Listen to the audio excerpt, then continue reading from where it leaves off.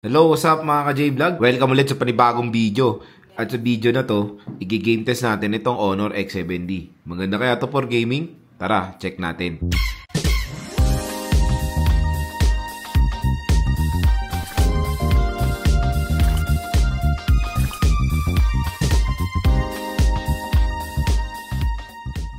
So ayan, marami rin naghihintay game test itong Honor X7D. And this time, i-game testan natin siya. Ang maganda kasi sa device na to, meron tayong plenty of storage and plenty of RAM for its price.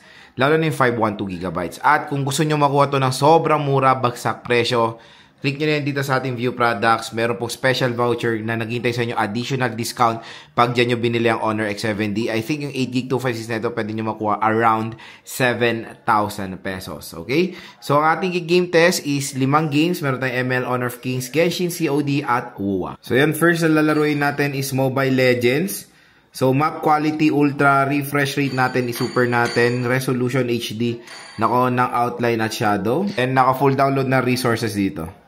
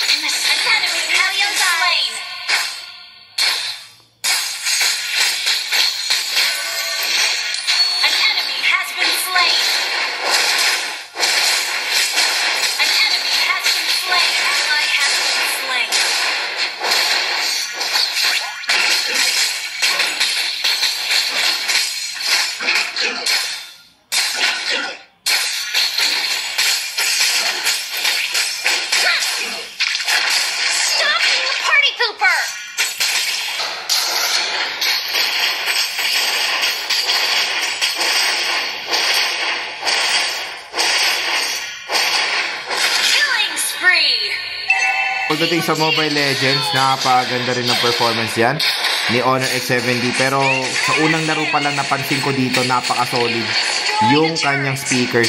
Sobrang lakas. So makaklaro kayo na mabuti ng ML dito sa smartphone natin. So next na lalaruin natin is Honor of Kings. So ito yung graphics natin. Try natin yung FPS pala natin for Ultra. Resolution Ultra. You can take me. Why don't you come here and try? An enemy has been slain. Follow the arrows to the clash lane. Scars are the mark of a true warrior. Head into the jungle to farm some extra resources while waiting for the next minion wave.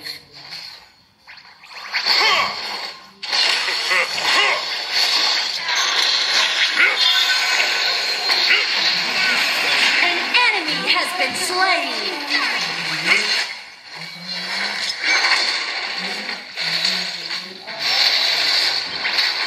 I correct every failure 10 times over.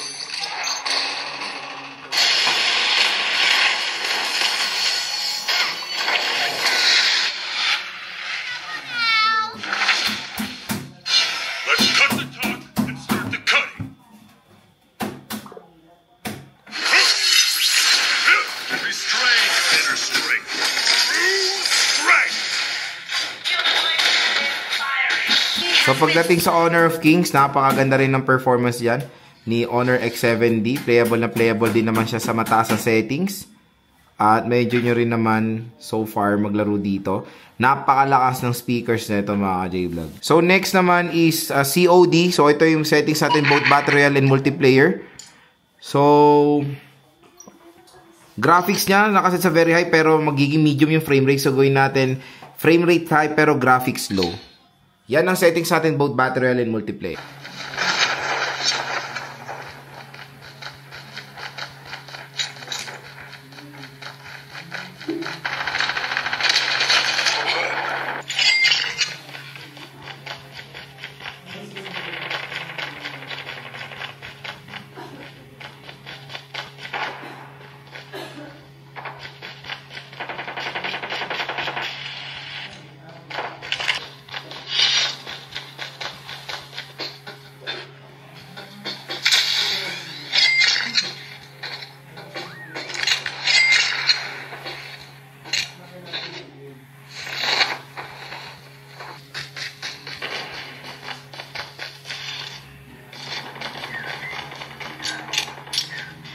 Pagdating sa COD Battle Royale, in fairness, maganda rin performance dyan ni Honor X7D. Playable siya. Uy, na-eliminate pa nga. Playable siya. Sa sinetati settings, low graphics, and mas maganda ang set niya sa high frame rate, mas better yung performance niya.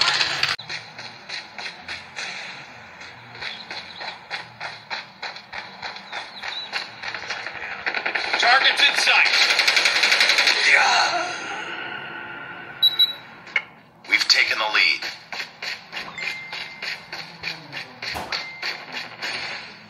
UAV online. Enemies!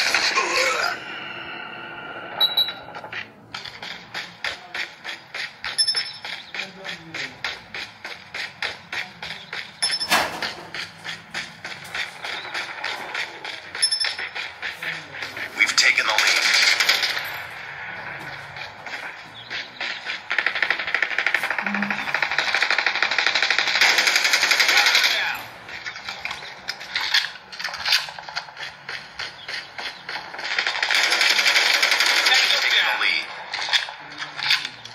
So pagdating sa COD multiplayer, ang ganda rin ng performance dyan ni Honor X7D.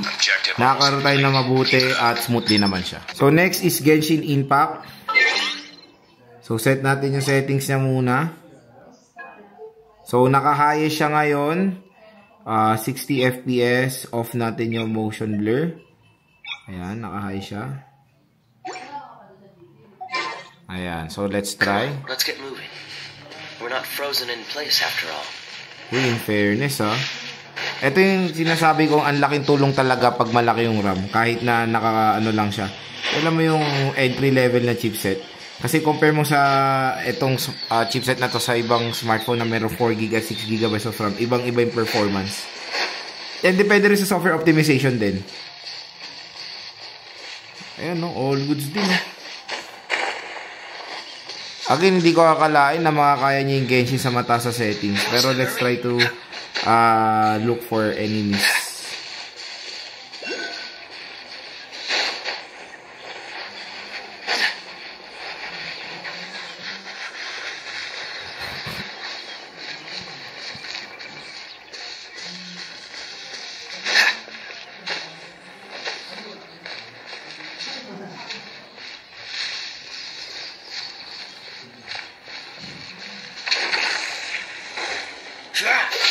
Ayun. So, nag-frame drop siya from time to time. Especially pag may enemies talaga. Ayan. So, makakalaro rin naman. Pero, asahan niyo hindi siya smooth mga ka-J-Vlog. Ano niya parang na-meet niya yung expectation ko for a 685 chipset. Ayan In fairness, di pa rin siya masyadong nag-warm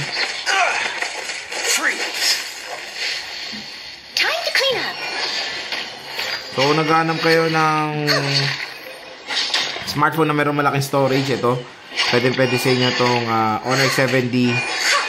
Playable lang Genshin sa mataas sa settings, pero nag-train daw siya from time to time. Pero in fairness, okay rin naman kahit pa paano. Hindi nga lang siya sobrang smooth. Sinate natin sa 60 pero hindi mo ma-feel yung pagka-60 niya. Ayan Kaya kung maglalaro kayo ng sobrang tagal dito, I suggest set nyo na lang sa pinakamababang settings. So, next is WUWA. So, set natin siya sa recommended. Ayan. Performance. Resolution low. Ayan. Let's try. Uy. Moment of resonance. Ayan. Nakaka-battle. Pero may mga frame drop.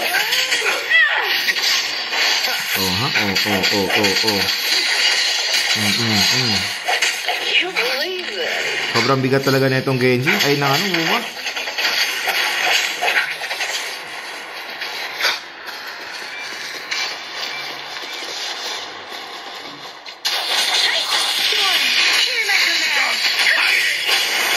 Ayan, iset nyo na lang sa recommended niyang settings para makalaro pa kayo ng mas okay.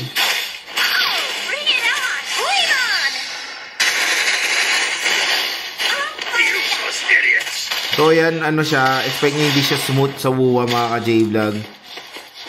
Makakalaro naman kayo, kahit pa paano, pero may mga frame drops talaga siya from time to time dito sa mga mabibigat na mga laro ito. So, yun, mga ka-J-Vlog, yun nga, sinasuggest ko, set nyo na lang siya sa recommended settings. Kasi pag sinet nyo pa ito sa mas mabigat, ngayon, recommended na nga ito, ganito na performance niya, frame drops from time to time. Pero in fairness, hindi ko akalain 685 magiging ganito performance sa WUWA din. So, okay naman. Playable, pero hindi siya smooth, kaya always manage your expectations. So, lots of mga ka-J-Vlog. So, yun ang ating game test dito sa Honor X70. Ang pinaka main question kung maganda ba siya for gaming. The quick answer dyan is depende kung magkano nyo siya nakuha. So, again, ang chipset ito sa Qualcomm Snapdragon 685, an entry level or to budget smartphone chipset. Pero again, nagulat ako na iba yung performance niya compared doon sa na-try ko mga 685 chipset sa ibang smartphone. Siguro isa reason dyan, mas mataas kasi RAM neto at iba kasi yung software niya or siguro mas optimize yung Magic OS dito sa Qualcomm Snapdragon 685. In fairness sa Genshin and WUWA, akala ko hindi niya kakayanin pero nakalaro tayo ng Genshin sa mataas, WUWA sa recommended settings.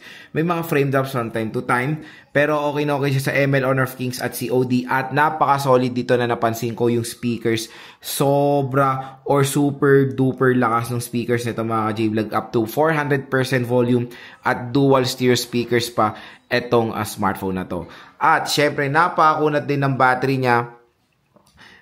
Sobrang tagal din malobat nitong Honor X70 and syempre napakalaki na screen size at all goods din yung kanyang brightness.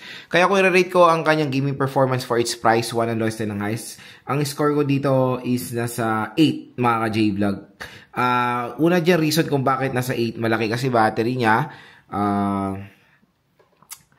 Plenty of RAM at plenty of storage din na pwede mo offer nitong Honor X70. Kaya kung interested kayo dito sa smartphone na to, ilalagay ko po yung product link niyan dito sa TeamView Products. Dahil pag dito kayo bumili, up to 1,000 pesos of additional voucher ang pwede nyo makuha dito sa smartphone na to.